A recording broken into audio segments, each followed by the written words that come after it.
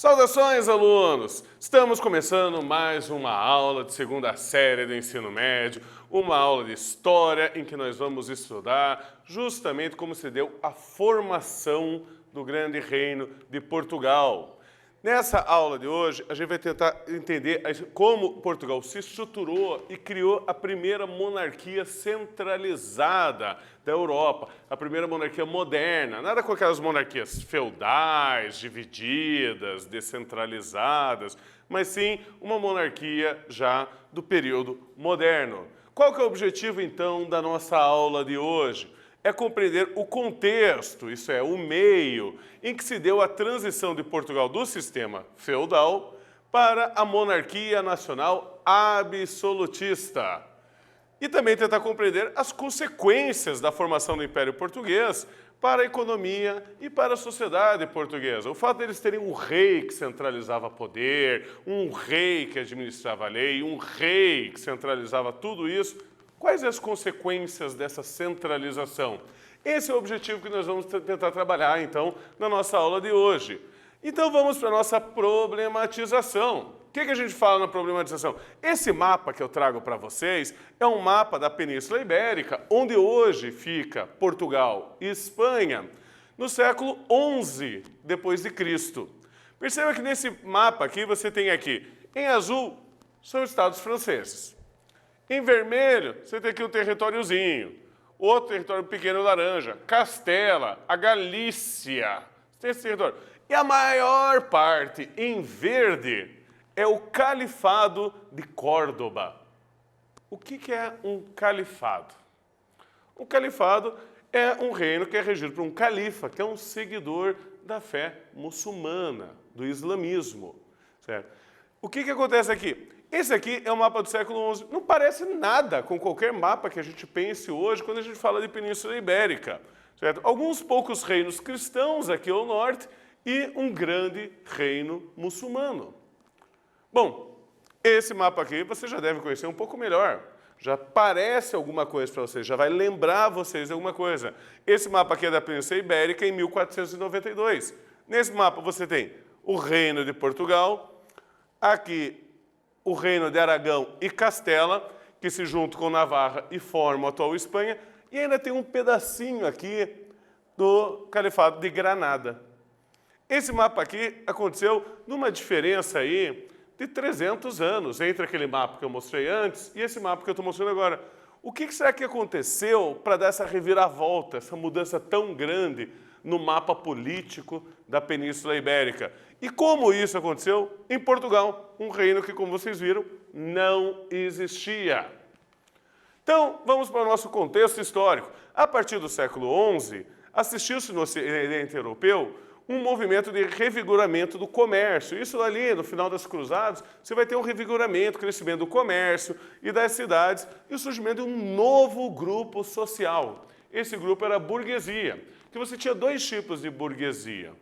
A artesã, que fazia trabalho, artesanato, e a comercial, que cuidava justamente da venda e compra de produtos.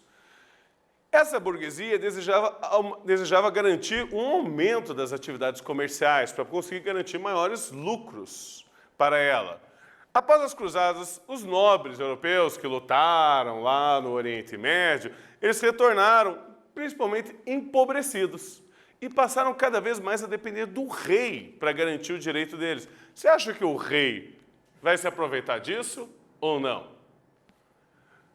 Já os camponeses, esses eram temerosos dos abusos que eles sofriam na mão da nobreza e vão começar a dar uma olhada para o rei e pensar que o rei poderia ser uma pessoa melhor. Com isso, o rei vai conseguir o quê? O apoio da burguesia, a dependência dos nobres e o apoio dos camponeses. Pronto. Esse processo vai levar à centralização do poder do rei. O rei ele vai conseguir ter maiores poderes agora e mandar na burguesia, mandar nos nobres, mandar nos camponeses.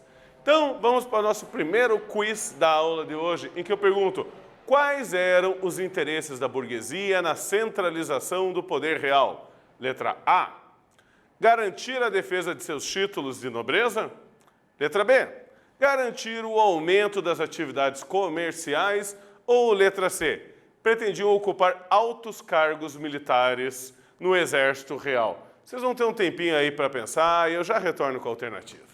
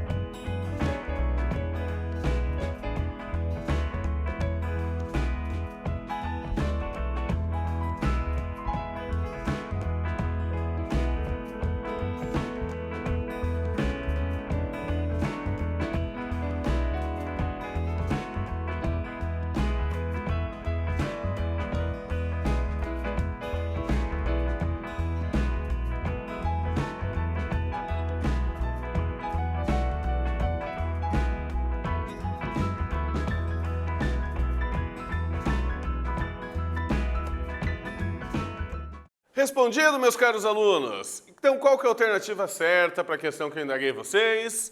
É a letra B. A burguesia queria ficar rica, a burguesia queria ganhar dinheiro, a burguesia queria comércio. Tá? Ou seja, a letra B, garantir o aumento das atividades comerciais, que iria proporcionar a ela maiores riquezas, assim devidamente protegidas pelo rei, com seus lucros garantidos. Certo? E o que foi esse negócio que eu falei, chamado Califado de Córdoba? Bom, depois que você teve a unificação árabe no Oriente Médio, você vai ter uma grande expansão dos árabes que vão conquistar vários territórios. Eles conquistam todo o norte da África, atravessam da África para a Península Ibérica e lá eles conquistam grande parte da Península Ibérica. Isso no século VIII. As principais lideranças cristãs que ali viviam acabam se refugiando para as regiões montanhosas do norte da Península Ibérica. E ali eles fundam vários reinos, como Leão, Castela, Navarra e Aragão. Isso aí vai permitir que vocês entendam que o contexto da criação, tanto da Espanha quanto de Portugal, vai ser um contexto de lutas de cristãos contra muçulmanos. Vai ter esse ímpeto guerreiro e também vai ter o ímpeto religioso, esse desenvolvimento desses novos reinos. E como que eles vão chamar isso? De guerra de reconquista. Vamos lembrar que, a partir do século X, você vai ter um grande evento na história que eram as cruzadas. O objetivo principal das cruzadas era libertar a Terra Santa, no Oriente Médio. Só que não era o único objetivo.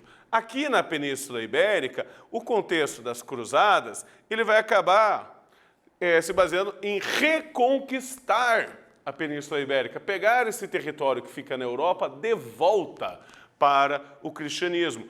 Então lá ele vai ficar conhecido, as cruzadas, como Guerra de Reconquista. Esse vai ser o termo que eles vão usar ali.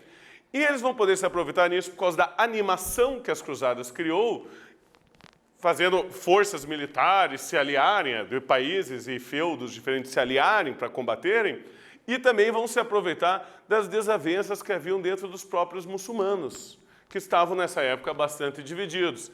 Então vai ser uma luta pela expulsão dos árabes da Península Ibérica, e assim você conseguir uma reconquista cristã. O grande nome que nós vamos ter para Portugal, nesse período, vai ser Henrique de Borgonha. Esse aqui era um nobre francês que ele vai ajudar o rei de Leão e de Castela a fazer a Guerra de Reconquista. Como agradecimento, Henrique de Borgonha vai ganhar um feudo desse rei. Esse feudo era o Condado Portucalense. Ele ia receber dentro de um contrato de vassalagem, típico da Idade Feudal, da Idade Média. Então ele tinha que jurar fidelidade ao rei de Leão e Castela. E nessa imagem que eu trago para vocês é justamente a investidura de Henrique de Borgonha. Isso é quando ele faz o juramento de fidelidade ao rei de Leão e Castela. Ele vai dar continuidade à guerra, agora como conde desse condado dele. E quando ele morre, o filho dele assume. O filho dele era Afonso Henrique. Ele também dá continuidade à luta, à guerra de reconquista. E ele vai passar cada vez mais a fortalecer os seus poderes pessoais dentro do condado. E cada vez menos ele vai respeitar a fidelidade que ele tinha que ter com o rei de Leão e Castela. Ele começa a ficar meio desobediente a eles. Com isso, ele vai tentar garantir cada vez mais autonomia e poderes para ele mesmo. Aqui nós temos uma imagem de um desenho alusivo a 1147, que é o grande cerco da cidade de Lisboa. Em 1147, com o auxílio de cruzados ingleses, as tropas de Afonso Henrique conseguem libertar a cidade de Lisboa. E ali eles estabelecem uma nova capital para o feudo, que era a propriedade de Henrique. Então, aqui eles libertam o que atualmente é a capital portuguesa. Aqui eles se usaram com auxílio, inclusive, de cruzados ingleses, liderados por Ricardo Coração de Leão. Como que vai acontecer, então, a consolidação? Até agora, eu estou falando de Portugal como um feudo. Não estou falando ainda como um reino. Acontece que, após a conquista, Afonso Henrique ele se dirige mais ao sul e conquista a região sul de Portugal, que é chamada de Algarves. E ali ele termina de conquistar o que é hoje o território português, o território continental de Portugal. Em 1143, ele assina o Acordo de Zamora com o rei de Leão e Castela. Esse rei de Leão e Castela, ele tinha uma grande ambição. Ele não queria ser só rei, ele queria ser imperador. Como imperador da Península Ibérica, ele poderia então ter reis vassalos. Ou seja, aquele rei tinha que obedecer ao imperador. Então, ele, na ambição dele de ser imperador, ele aceita que o Afonso Henrique vire rei de Portugal e que Portugal vire um reino, desde que seja um rei vassalo, um rei que devia obediência ao imperador da Península Ibérica. Afonso Henrique aceita. Então, agora ele já virou rei de um reino, mas ele ainda tinha que obedecer ao suposto imperador da Península Ibérica. Mas, em 1179, a corte portuguesa recebeu uma bula papal. Isso é uma ordem do Papa, um documento assinado pelo próprio Papa Alexandre III. Aqui com o nome Manifestis Probatum, é um nome em latim. Vamos lembrar que o latim é a língua da Igreja Católica, é a língua sagrada. E ali o Papa mesmo autorizava o fim da vassalagem de Portugal a Leão e Castela. É a partir desse documento, em 1179, que Portugal então virou um reino independente, virou um reino autônomo, um reino que não deveria obedecer a nenhum outro reino. Era um reino agora próprio, separado do resto da Península Ibérica. Então, por isso, nós vamos para mais uma atividade nossa. Sobre o contexto em que se desenvolveu a formação do Reino de Portugal, podemos afirmar que, letra A, envolveu um ímpeto militar e religioso cristão no contexto da Reconquista. Letra B, envolveu desejos culturais e nacionalistas. Ou letra C, envolveu a identidade religiosa muçulmana do feudo portucalense. Vocês vão ter um tempinho aí para pensar e a gente já retorna.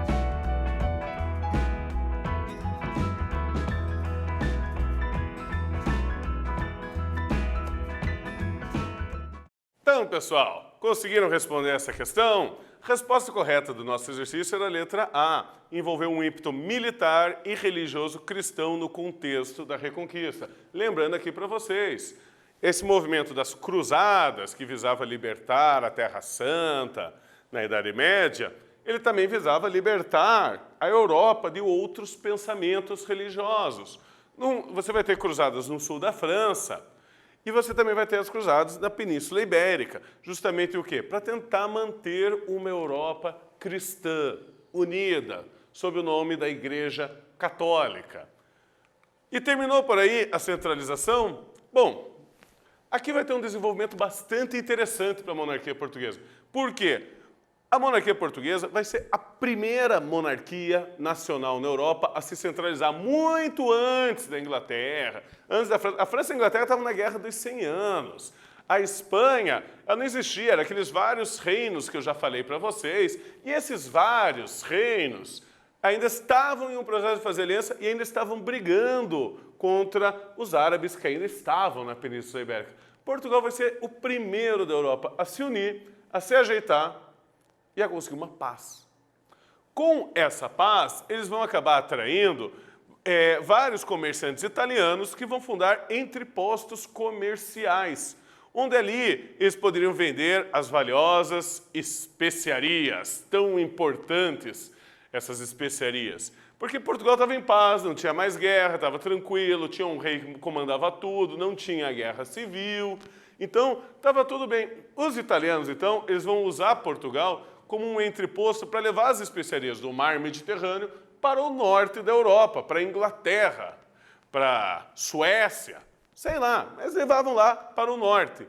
Isso aí vai fazer que os portugueses conheçam o lucro que essas especiarias davam. E eles vão ficar bastante ambiciosos. Então, assim, Portugal vai ter uma condição inédita na Europa. Primeiro, era uma monarquia centralizada sob o comando de um único rei. Isso é muito importante, porque vai dar ordem, vai dar estabilidade.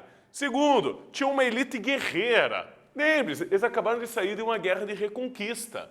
Então, você ainda tinha uma elite guerreira, batalhadora.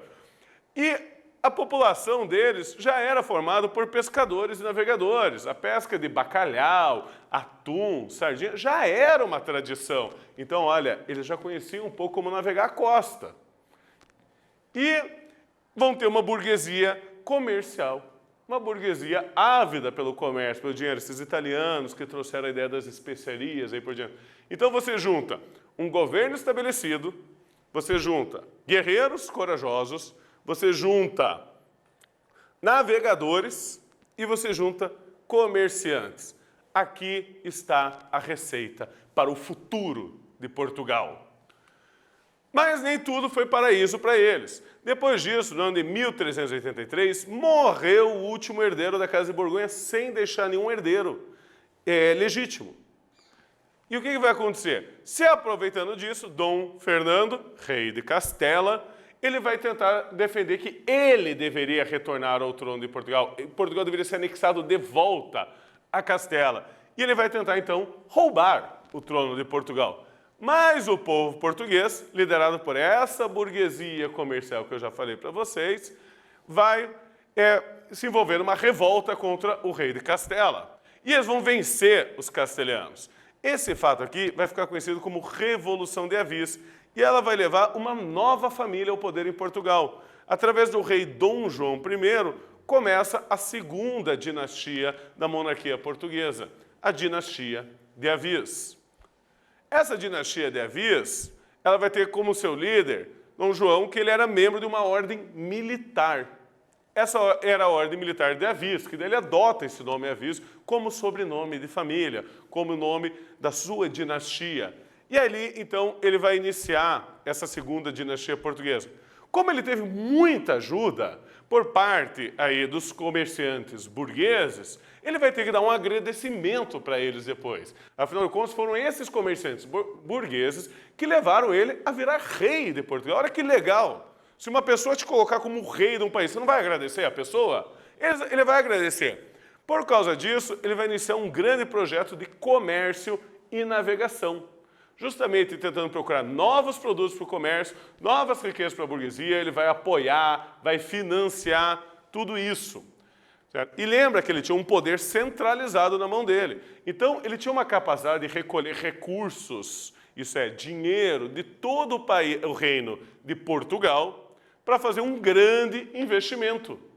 Então, ele recolhia dinheiro de várias cidades, várias vilas, para fazer uma grande empreitada, um grande negócio, para financiar uma grande empresa. Ele tinha essa capacidade. Esse era um dos grandes poderes que uma monarquia centralizada tinha, de você reunir recursos de um país inteiro, às vezes para você fazer uma única empresa.